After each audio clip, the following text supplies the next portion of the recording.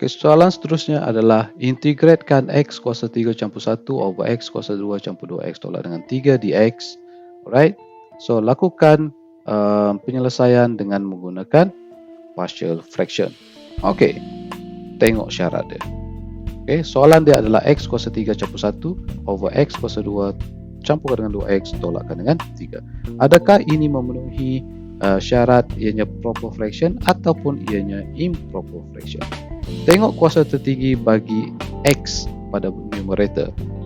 Kalau kita tengok di sini, kuasa tertinggi bagi X adalah 3 dan kuasa tertinggi bagi denominator adalah 2. So, bermaksud numerator, kuasa tertinggi bagi numerator adalah lebih besar atau sama dengan denominator.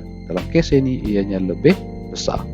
Alright, so ini adalah improper fraction.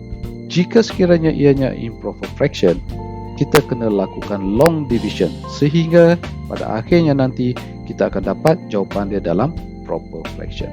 So, X kuasa 3 campur 1 you kena dividekan dengan X square campur 2X tolakkan dengan 3. Alright. So, in order untuk mendapatkan X power of 3, alright, darabkan X square ni dengan X. X multiply by X square. Okay, ini sepatutnya you sudah tahu sebab you sudah belajar dalam semester 1. X power of 1 multiply by X power of 2, you akan dapat X power of 3. Alright. X multiply by 2X power of 1, you akan dapat dekat sini 2X power of 2. X multiply by 3, negative 3 is negative 3X. Okay, so jawapan dia yang didarabkan dengan X ini, alright, kita akan tolakkan. X power of 3 tolakkan dengan X power of 3 is equal to 0. 0 tolakkan dengan positif 2X square, you akan dapat negatif 2X square. Kosong tolakkan dengan negatif 3X, you akan dapat positif 3X. 1 tolakkan dengan kosong, you akan dapat positif 1. So, ini adalah jawapan dia. So, that means X kuasa 3 campur 1 over X square campur 2X tolak 3, okay, adalah equal to X, okay, campurkan dengan jawapan dia, iaitu negatif 2X kuasa 2 campur 3 campur 1 over, of course, denominator dia, denominator yang asal, X square campur 2X tolakkan dengan 3. Now, X ini tak ada masalah, campurkan dengan, okay, now, check semula fraction this one. Okay, jawapan dia ini, bahagian yang ada fraction ini, adakah ianya memenuhi proper fraction ataupun ianya masih lagi improper fraction? Kuasa tertinggi bagi the highest power of X bagi numerator adalah 2. Kuasa tertinggi bagi X di bahagian denominator juga 2. So, sekarang ianya memenuhi syarat numerator, kuasa tertinggi bagi numerator adalah lebih besar atau sama nilai dengan kuasa tertinggi bagi denominator dan ianya adalah masih lagi dalam improper fraction. Kalau ini masih lagi improper fraction, so that means negatif 2X kuasa 2 campur 3X campur 1 over X square campur 2X tolak 3, ya ini kena lakukan sekali lagi long division. Okay, sama seperti case yang pertama yang ini. So, you kena lakukan long division yang ini. X ini kekalkan, tak ada masalah. Okay, so kita ambil hanya case this one saja, lakukan long division.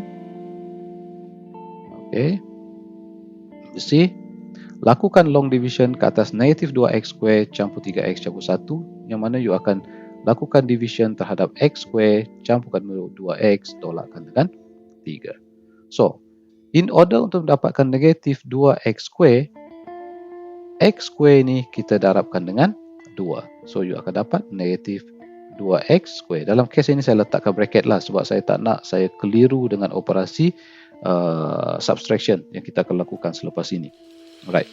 So, 2 darabkan dengan 2X, you akan dapat positif 4X. 2 darab negatif 3, you akan dapat negatif 6. So, sekarang lakukan proses penolakan. Negatif 2X square tolakkan dengan negatif 2X square. Negatif multiply by negatif is positif. So, negatif 2X square campurkan dengan 2x square juga akan dapat kosong. 3x tolakkan dengan positif 4x juga akan dapat positif x.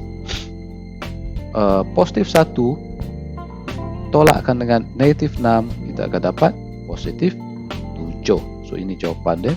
Alright, untuk persamaan yang tadi yang kita lakukan long division, kita dapati bahawa jawapan kita adalah 2 campurkan dengan, ini adalah baki dia untuk long division, x campur 7 over, of course, over denominator dia ini x square campurkan dengan 2x tolak 3. Now wujud satu lagi fraction di sini. So satu pecahan. So kita kena check the highest power of x dan the highest power of x bagi numerator dan the highest power of x bagi denominator. The highest power of x bagi numerator dalam kes ini adalah 1 dan the highest power of x bagi denominator dalam kes ini adalah 2. So kuasa bagi numerator sekarang adalah lebih kecil daripada denominator. Right. So maksud dia persamaan pecahan yang ini adalah proper fraction. Tidak perlu lakukan lagi long division. So jawapan yang ini 2 campurkan dengan x campur 7 over x square campurkan dengan 2x tolak 3. Jawapan yang ini akan kita letakkan di sini. Alright, di sini. Okey, yang ini. Daripada persamaan asal, iaitu x power of 3 campur 1 over x square campurkan dengan 2x tolak 3, x ini adalah daripada yang asal yang tadi, long division yang pertama yang kita lakukan, iaitu long division yang ini. Alright, ini adalah x dia. So nilai yang ini daripada long division yang pertama yang ini, bila kita lakukan long division yang kedua, nilai dia adalah this one. So that's why you all akan dapat dekat sini ada 2 campur x campur 7 over x square campur 2x tolakkan dengan 3. Okay. So apa yang kita perlu kita buat sekarang? Okay. Bahagian fraction yang ini, because dia adalah proper fraction, alright, kita akan cari partial fraction pada bahagian yang ini saja, iaitu pada bahagian x campur 7 over x square campur 2x tolakkan dengan 3 ini saja di sini. Alright. So ini adalah simplification yang akan kita buat. Alright. So ini adalah soalan asal dia. This one.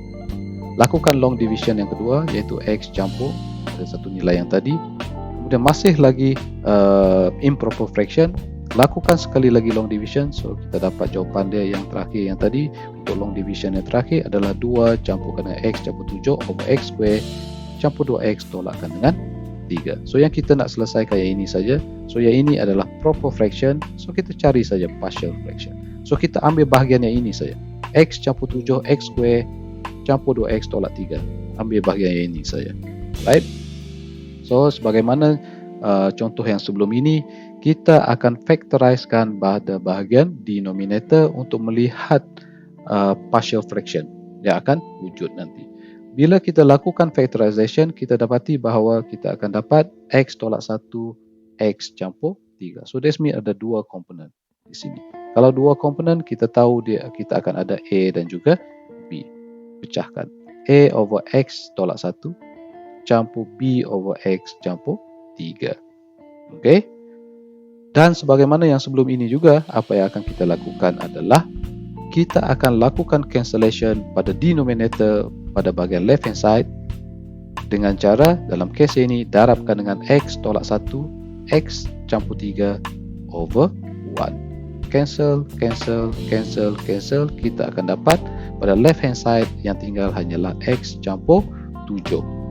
Kalau pada bahagian left hand side, alright, kita darabkan dengan x tolak 1 x campur 3 over 1. Pada right hand side juga kita akan lakukan perkara yang sama untuk kedua-dua komponen ini, komponen a over x tolak 1 dan juga b over x campur 3.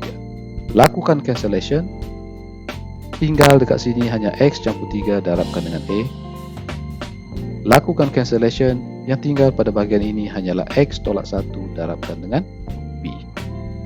Daripada langkah yang keempat yang ini, kita dapati bahawa x1 is equal to negative 3, x2 is equal to positive 1. So kita dapat x1, kita dapat x2. Sekarang kita masukkan ke dalam persamaan yang keempat ini untuk kita dapatkan nilai A dan juga B yang akan kita masukkan ke sini nanti pada partial fraction ini.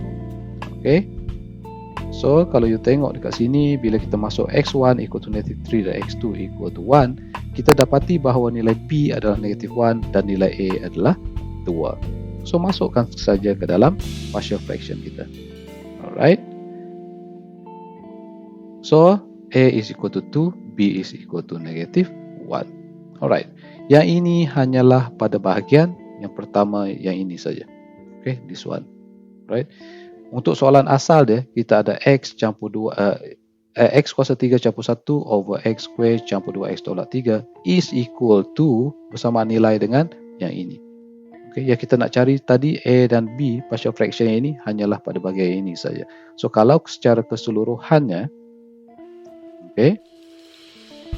So kalau secara keseluruhannya, yang ini yang keseluruhannya kalau kita merujuk kepada soalan. Alright, x campur 2 campurkan dengan yang ini adalah bahagian partial fraction yang mana ianya pada asalnya adalah proper fraction 2 over x tolak 1 campurkan dengan negatif 1. Saya biasa buat begini, saya letakkan negatif ini duduk dalam kurungan terlebih dahulu, okay, over x campur dengan 3, barulah kita boleh lakukan integration process.